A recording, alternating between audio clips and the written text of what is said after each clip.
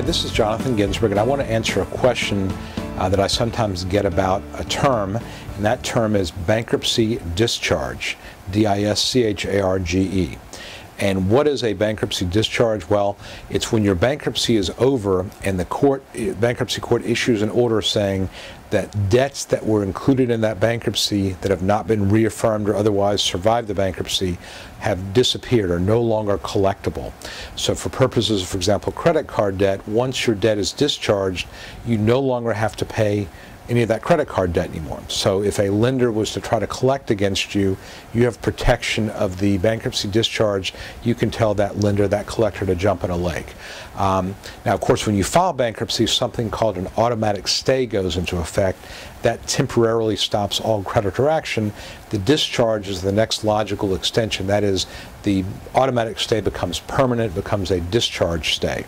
And if a lender or a debt buyer, somebody comes along and says, you still owe us this money, any effort to collect a discharged debt is a violation of both the Bankruptcy Code and probably the Fair Debt Collection Practices Act, and you would have recourse to sue for damages anybody trying to collect a discharged debt. It does happen. It happens a lot. People buy discharged debt. They try to collect on it, figuring on the ignorance of the person who's filed bankruptcy. But if you've discharged a debt, if you've gone through bankruptcy and somebody comes along and tries to collect a debt, a red flag should go off. You should get on the phone, call your bankruptcy attorney, find out, confirm that this debt was discharged, and if this is an entity that can be collected against, go after them, because they shouldn't be doing that. That's basically what a discharge could be. Now, which actually reminds me of something else, and that is you should always keep in your permanent file a copy of your bankruptcy petition as well as the discharge order. And what I do is I scan all these documents and I keep them in my database indefinitely. So if somebody needs one, they can call me up. I can just email it to them. It's in a PDF format. But if at all possible, when you file your case, keep a copy, ideally a scanned copy of all these documents. So if you ever have to prove that in fact you were in bankruptcy, this debt was discharged, you can do so. And this also goes for the credit bureaus. As I always tell people, look at your credit reports 2 or 3 months after your bankruptcy is over and make sure that no debts that were included in the bankruptcy are showing up as outstanding.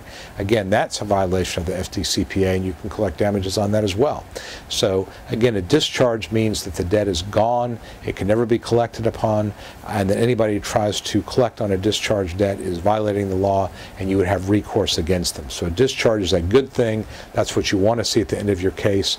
By contrast, if you see the term a dismissal of your bankruptcy, that means that you did not fulfill some obligation of your bankruptcy case. The case is now over, and your situation kind of reverts back to what it was when you filed. So a dismissal is not a good thing.